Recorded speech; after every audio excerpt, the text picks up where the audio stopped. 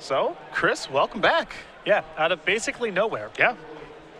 He has found a deck that he likes, and he's even said, I am not switching decks anytime soon, as Logan Mize starts off with Laguna Band Trailblazer. Our semifinals underway here from Chicago. A Temple of Abandon will allow Andersen to put the top card to the bottom, pass the turn back over to Mize. Mize will draw a card for the turn. He'll play a Battle-Wise Hoplite. Manic Influence will cause him to take 1. And Laguna Band Trailblazer is going to hold steady.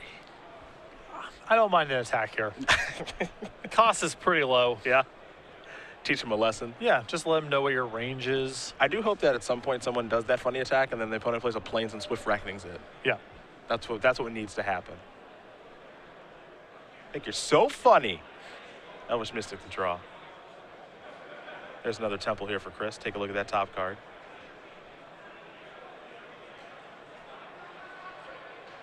We'll see where this scry will go here momentarily. To the top it goes. Now there's an Elvish Mystic, pass the turn back. And this is the problem that Green Devotion has in the matchup. This is now a third unchecked turn of development that Logan gets. He can tap out and doesn't have to care about anything. Looks like this Ajani's Presence is on the upkeep. Logan looking to make his draw a little bit better. I believe he's picked up another Trailblazer, which probably does not qualify. Blaze on, baby. Not the best draw in the world. There's a Plains. Here's another Battle-Wise Hoplite, but that's okay. But as you alluded to, you know, Logan still needs to have the right mixture of stuff, and that would have been a great turn for an enchantment, and he didn't have it. Yep. And if he's using a Johnny's Presence on the upkeep to scry, he may not have any enchantments to go with his creatures. That'll tell you a lot about his draw, if that's what he's doing. He's got 3 creatures, got no auras yet, though. Here's a Temple from Chris. Chris, a very Temple-heavy hand. Lands at the end of the battlefield tapped. So he's not accelerating very well at all. He'll scry, though. At least gets to control the top of his deck a little bit. Top card going to go to the bottom yet again here for Andersen. 3 mana. Death Mist Raptor looking to do some blocking. Andersen will pass the turn back over to Mize. Mize will untap those 3 lands, take a draw step. Didn't get a great look at what he found.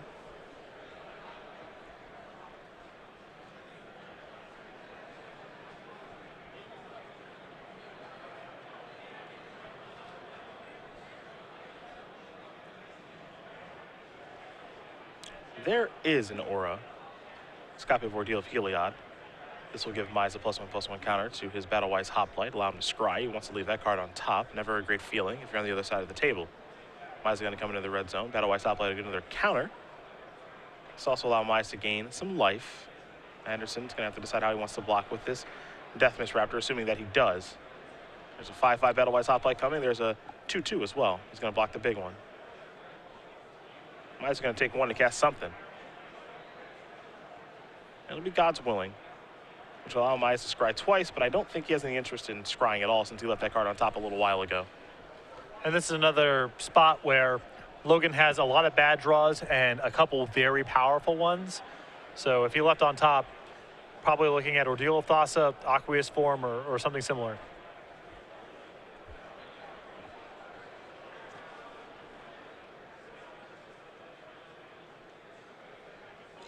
Players making sure the light totals are correct here.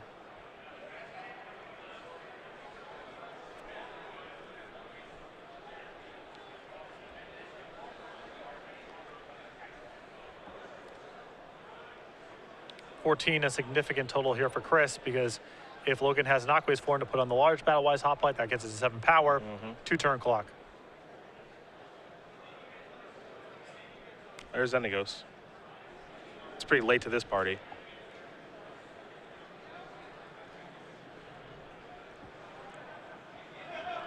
Well, this could be something of a setup turn, hoping to play something large next turn, but if Aqueous Form is on top of Logan's deck, way too slow.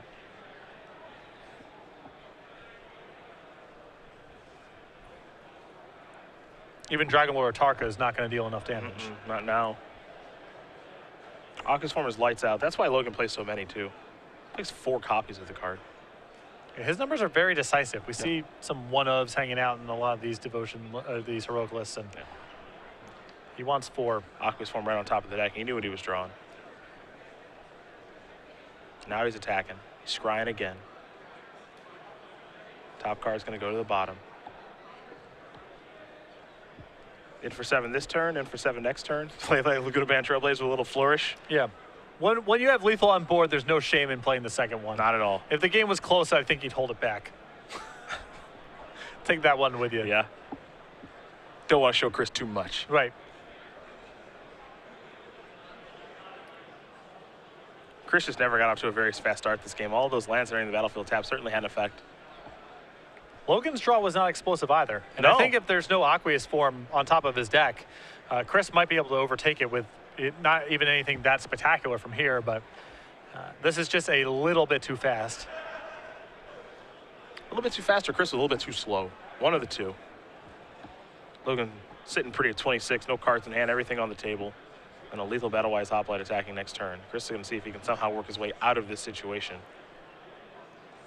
He's doing some math with Xenagos and Nykthos out there, so this could take a moment. I believe Pelucranos requires 19 mana to cast. I don't know, it's a lot. It's just simple math. So I think he's a little short. Here's Genesis Hydra. It's going to be for 2. Oh, for 3 gives him the opportunity to hit Courser and maybe gain a life. Okay. All right, I respect that play. He Yeah, had, I mean, he had a play way to on. maybe he had a way to maybe give himself one more turn. I don't know if he can actually flip that around and convert it to a win, but his out was gaining 1 there, and he had a rugged Highlands and to potentially draw, and of course a Crufix he could have hit there. Fair enough. Logan Mize does win game number 1 here over Chris Andersen. White Blue Heroic up a game over Green Red Devotion as we do take a look at the sideboards here before game number 2. We will start with Andersen since he'll be on the play. He's got an Arbor Colossus, 2 copies of Roast, 2 Den Protector, 2 Gaia's Revenge, 3 Hornet Nest, 2 Plummet, an Ugin the Spirit Dragon, a Barrage of Boulders, and a spicy Nissa's Revelation. I like the 2 copies of Roast a lot in this matchup. I think the 3 copies of Hornet Nest are excellent, and I would bring in the Ugin as well. A little bit slow, but, you know, Dragon Lord Tarka, Hornet Queen, those cards can resolve and not be impactful enough, especially if Logan has Aqueous form. But Ugin is very, very hard for Logan to beat if it enters play. So that would be my sideboarding. Other side of things here for Logan, he's got a Laguna Band Trailblazer, 2 Treasure Cruise, 2 Monastery Mentor, 2 Seeker of the Way, 2 Stratus Walk, and a Johnny's Presence, 2 Disdainful Stroke, 2 Storm Denial, and a Triton Tactics. I'm still looking to keep the deck relatively lean because I think that Logan's game 1 game plan is still solid in the post-board games. So I wouldn't go to anything as extreme as Treasure Cruise, but I definitely like bringing in the copies of Disdainful Stroke, the Johnny's Presence, and the 2 copies of Stratus Walk. Monastery Mentor to me could come in, maybe not. Yeah, I wonder if he does want to go wide in this matchup or not. Stratus Walk, Disdainful Stroke, that's pretty obvious stuff. Mentor, it's a little more unclear. Yeah, that to me is a fringe card. I definitely am interested in the Stratus Walk, the Johnny's Presence, and the 2 copies of Disdainful Stroke. Well, these players will sideboard and shuffle up, and we will talk about SCG Game Night, the fantastic promotion. Thanks to you guys at home for playing in it. July is over halfway done, so you don't have a ton of time to get our Piglet friend here. Yeah, you can over StarCityGames.com/game night. Find the game night closest to you. We send out these kits every month with new pins and foils. Stores can run the program however they want to any day of the week, sanctioned or unsanctioned. Just get players in the store for some fun and friendly magic. You are running out of time to get the July kit. If you want to get the August kit, come down the pipeline too. That's the monkey. Too late to get signed up for this, but if you want the September kit, which is the Kraken, head over to StarCityGames.com/game night or contact your Star City Games organized play representative. Look at the Kraken. Just unleash the beast. Just in the tub, scrubbing off. I absolutely love it. I'm a Long big day fan. of capsizing boats. And just got to go and clean off. Whatever else a Kraken does. It's basically it from as far as I can tell. Drowning fishermen. It's, I don't know. Drowning fishermen, capsizing boats. That's all it do. Yep. Yeah, okay, well, fair enough. Available in September. Star And City it's Games. exhausting work. And you get pretty dirty doing that. StarCityGames.com/game night for more information. And we do have an update for you guys in our backup match between Ross Merriam and Ton Win. We'll let you know. Nothing yet, though. They're in a Green Red Devotion mirror. That one can take a little while sometimes, but sometimes it doesn't take too long at all because they are just kind of ramping past each other. Yeah, the game can sometimes slow down where it becomes hard to block and you're waiting for the first person to produce a haymaker like Genesis Hydra into Pelucranos or some such, but most of the time someone gets out in front and something like Whisperwood Elemental or Dragon Lord Tarka wraps up the game pretty quickly.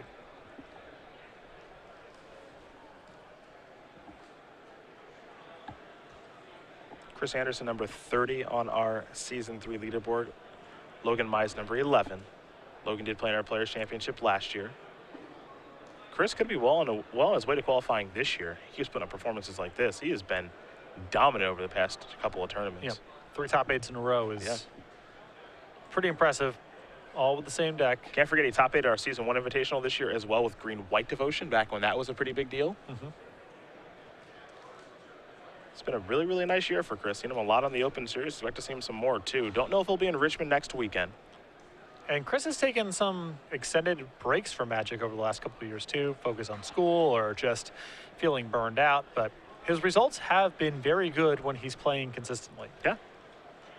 He's playing a couple of Pro Tours, made some deep runs there. He's very, very enthusiastic about this deck, though. A lot of Green-Red Devotion fans out there, and he is certainly one of them. And the results back it up. Yes. Another player also adapting to the new lands in back, yes, creatures in front, coverage rule. Jeff Hoagland, another top 8 competitor, also acclimating. A tough change.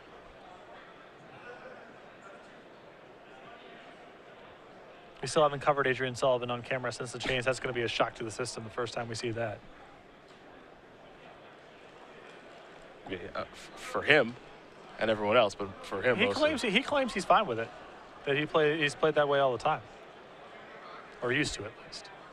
We'll have to see. No more lands in front. No more grids. No more Cali box outs. No more Cali box outs. Really, really makes me sad. No more. Well, encroachment's still legal. Yeah, encroachment is still legal. They're going to have to change that soon. No, they don't. Encroachment's really all we have left. Right. Don't take it away. Chris going to take a mulligan. Grand Prix Miami, especially with the Green-White Devotion mirrors, was an encroachment fest. Just proper use. The game could not be officiated. Proper use of the technique. That's all. I fully support it. There was enough encroachment going on that it was creating some incidental grids and Cali box outs along the way. Cast your permanent on their side of the table. Right. Your land should be exactly where it's at. If you're Chris, your land should be where the O is on the Open Series. That's where you start playing your permanents. And because you have to play your spells above your lands now, I expect to see the Elvish Mystic where the N is. That's where things should begin. The game within the game. That's right. Within the game. It just depends on how early you want to start the encroachment. Because you could start farther back and then slowly work your way up. The most effective encroachments I've seen involve slowly but surely moving into the other person's side of the table. Yeah. If you start off just throwing things at your creatures at your opponent's lands, they're going to tell you to back up. That's true. You got to ease into it. Before they know it, they're actually backing away from the table. The tip for all of you aspiring competitive Magic players out there. See, it's a slow start here for Chris. He's not quite at the O with the Elvish Mystic as he does Search of a Forest with the Wooded Foothills.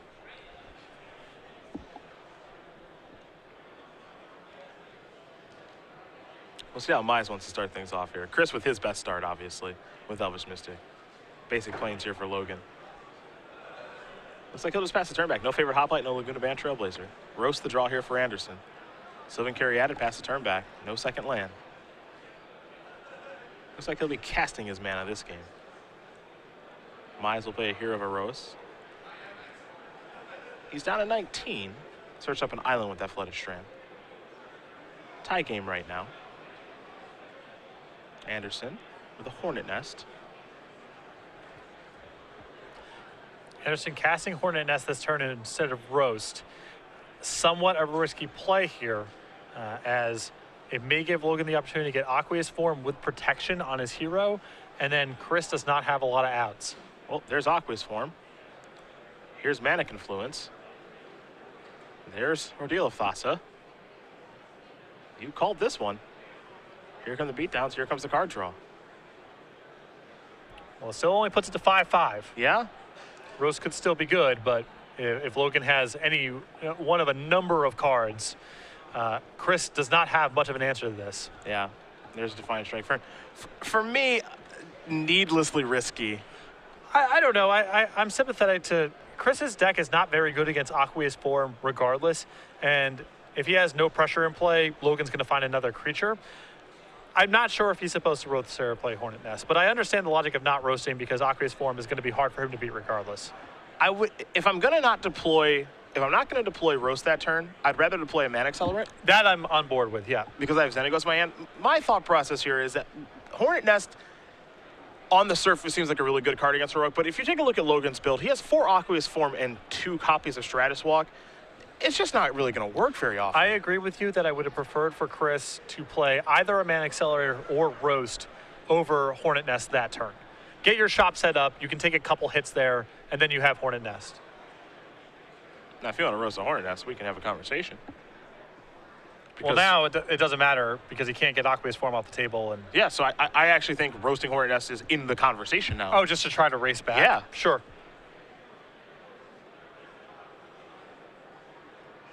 Break it open. Bang. Yeah. Yeah, I think that's a route that he has to go now. Yeah, this is fine. I mean, he doesn't have another route. Unfortunately, he's dead in likely 2 turns. Yeah. But this is better than nothing.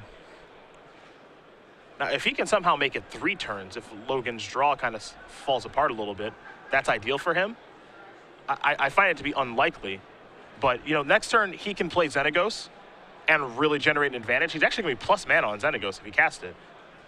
But to what end? That's the question. It's maybe better for Chris to save the roast in his hand, play some more mana, and that way if he draws his second roast, he might be able to kill this creature. Sure.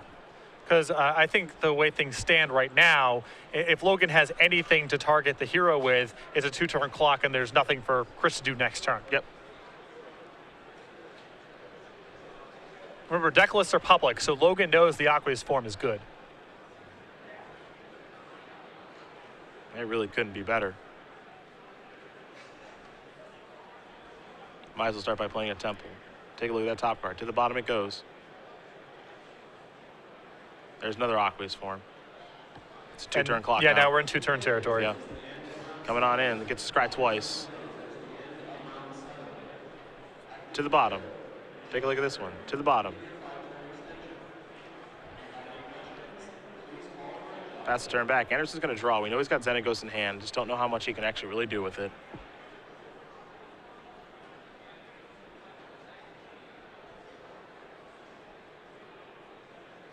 There's Xenagos. Yep, and that's going to do it.